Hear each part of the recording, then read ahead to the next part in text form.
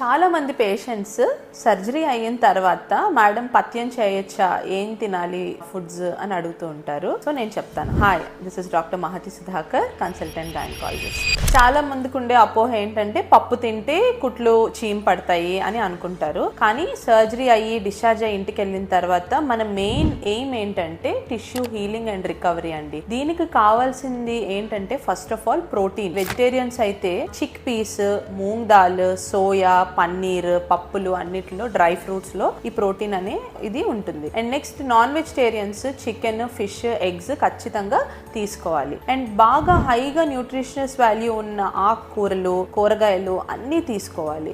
Antibiotics వాడుతున్న వాళ్ళకి healthy gut bacteria అనేది పోతుంది.